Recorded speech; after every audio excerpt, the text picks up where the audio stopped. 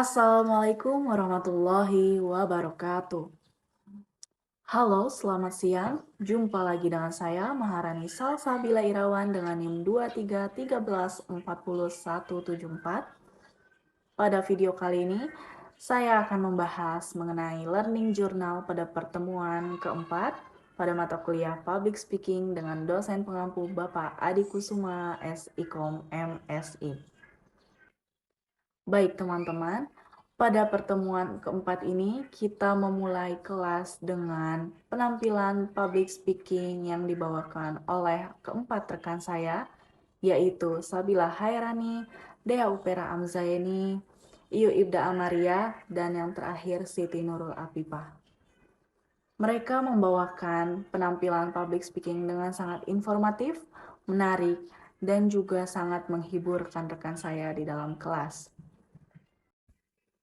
Lalu setelah penampilan public speaking yang dibawakan oleh keempat rekan saya tersebut, dilanjut dengan sesi presentasi yang dibawakan oleh kelompok 2 dengan judul Metode dan Teknik Dasar Berpublic Speaking. Yang beranggotakan 8 orang, salah satunya saya sendiri, dan pemateri pertama dibawakan oleh Asa Aulia Nuril Najla dan saya, Maharani Salsabila Irawan.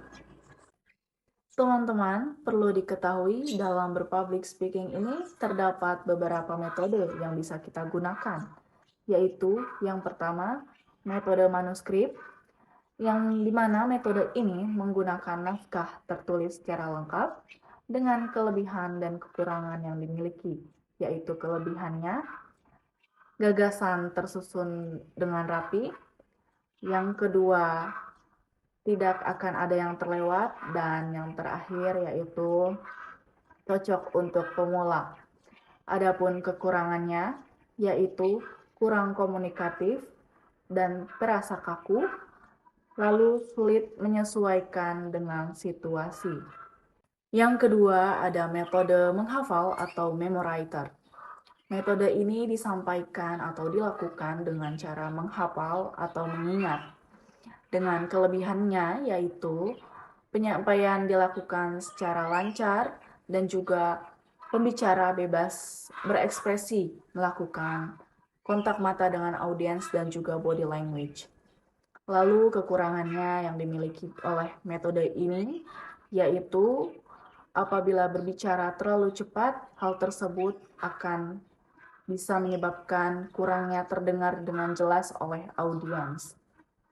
Lalu sulit menyesuaikan dengan situasi, dan juga apabila ada kata yang terlupa oleh pembicara, maka hal tersebut akan mengganggu berjalannya public speaking. Selanjutnya, yang ketiga ada metode spontanitas atau impromptu. Metode spontanitas atau impromptu ini sebenarnya dilakukan secara mendadak.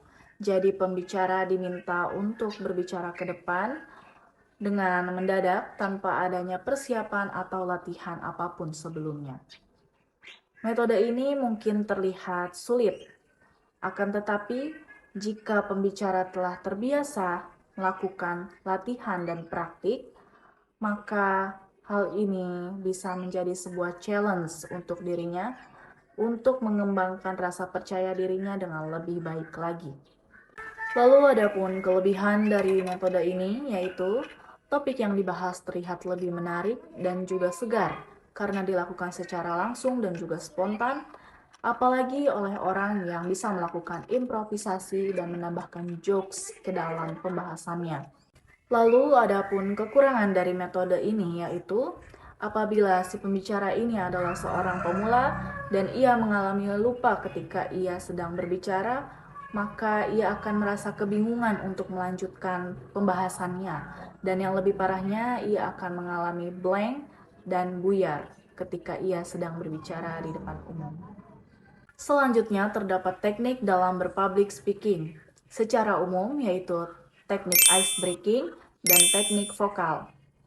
Dalam teknik vokal ini terdapat 3 hal yang harus dikuasai oleh public speaker, yaitu yang pertama, pernapasan yang baik, yang kedua, volume suara, dan yang ketiga yaitu ekspresi suara.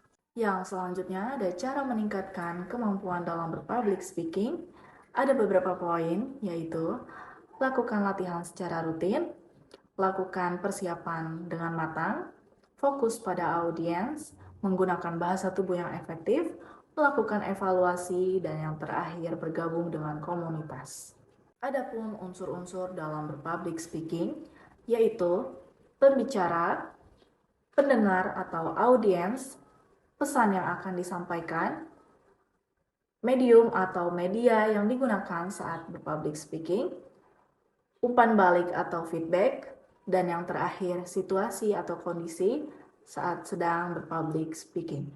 Lalu di poin terakhir ada strategi penyusunan public speaking, yaitu yang pertama menentukan tujuan pidato, yang kedua menganalisis audiens, yang ketiga menentukan topik dan ide pokok, dan yang terakhir menyusun kerangka pidato. Selanjutnya sesi presentasi pun berakhir dan perkuliahan pun selesai. Dilanjut dengan sesi foto bersama untuk dokumentasi di setiap pertemuannya seperti biasa. Lalu kita pulang pada pukul 16.30 waktu Indonesia Barat. Baik, kira-kira itu tadi pembahasan mengenai learning journal pada pertemuan keempat pada mata kuliah Public Speaking dengan dosen pengampu Bapak Adi Kusuma SIKOM MSI. Saya Maharani Salsabila Irawan pamit undur diri. Sekian, wassalamualaikum warahmatullahi wabarakatuh.